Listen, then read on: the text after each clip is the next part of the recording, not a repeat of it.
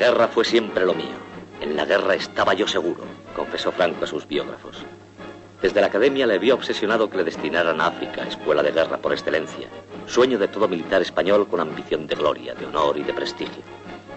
Marruecos representaba para el ejército la última oportunidad de una vieja tradición imperial.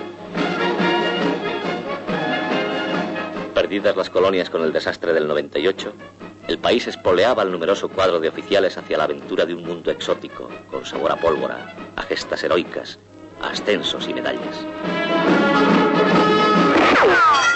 Le ha arrancado el tapón de la mano. A ver si apuntáis mejor. Franco se inicia en Melilla de muy jovencito. A partir de teniente en 1912, todos eran méritos y ascensos de guerra, medallas al valor militar. A los 22 años es el capitán más joven del ejército. Los moros comienzan a hablar de Baraka, la fuerza misteriosa que lo convierte en un mito invulnerable. ¡Ellos, muchachos! ¡La bayoneta! ¡Me dieron! ¡Venidme, ayúdeme! ¡Que no se entere nadie! ¡A sus órdenes! ¡España! ¡España! ¡Triunfo por España!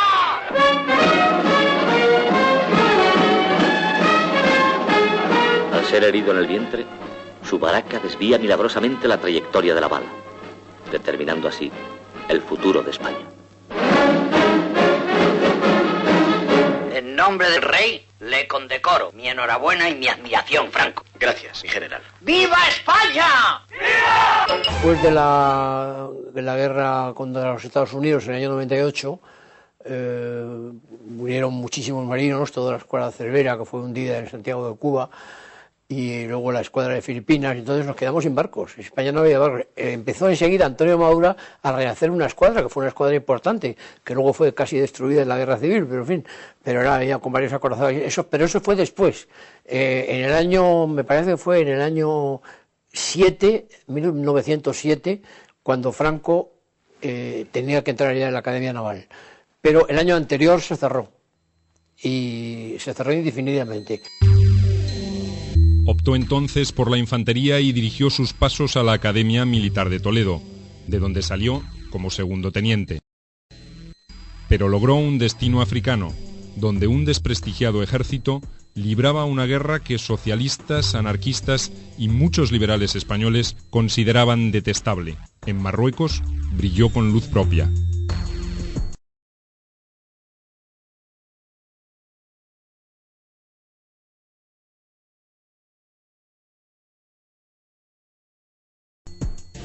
El general Franco fue siempre y ante todo un militar.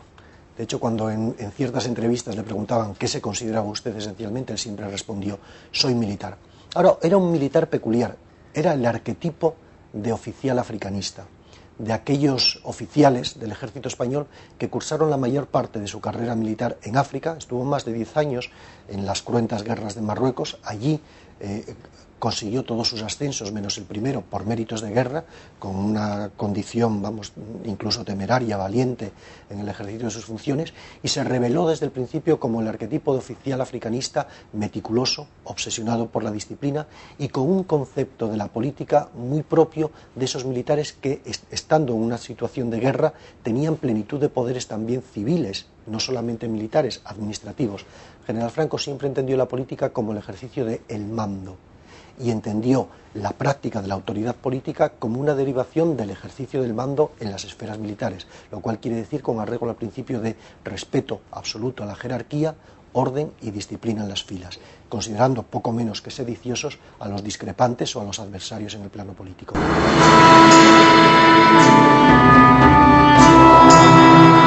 Marruecos, una tierra despiadada a la que España había estado atada desde hacía siglos. Sin embargo, en aquel remanente del antiguo imperio sería donde se formaría el joven Franco. Sin África, diría más tarde, no podría explicar lo que soy. España estaba allí comprometida en una incansable campaña contra las tribus rebeldes del Rif marroquí, que luchaban por recuperar sus tierras del poder colonial. En aquella lucha sin cuartel, Franco haría alarde de cualidades que hasta entonces habían pasado desapercibidas. No solo era tenaz, sino que parecía no temerle a nada.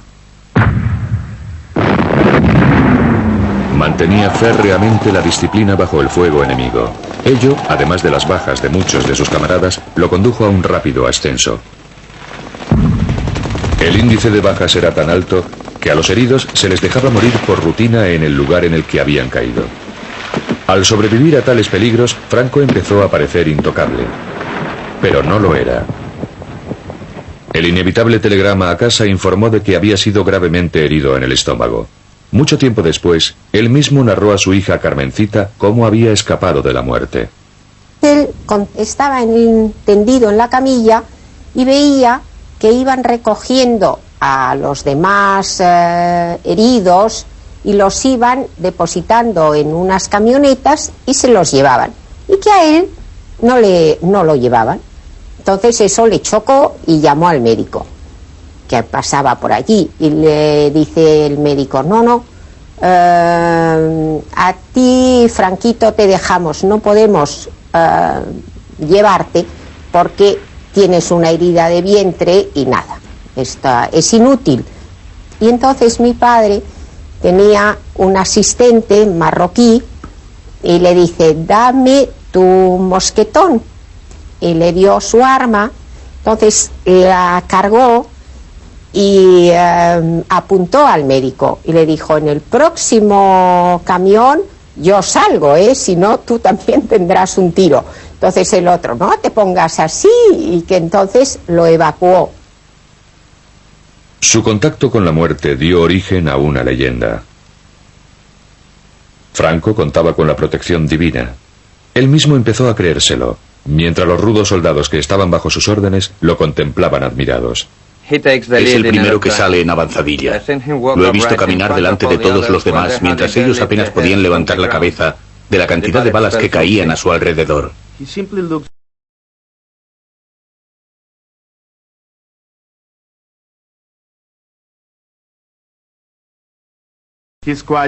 Está muy aislado.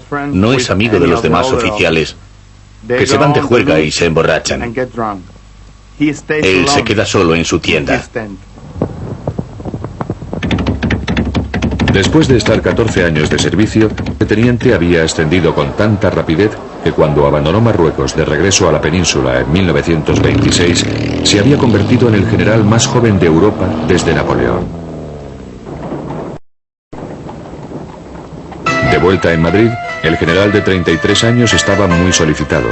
Era una celebridad de interpretarse a sí mismo en un largometraje.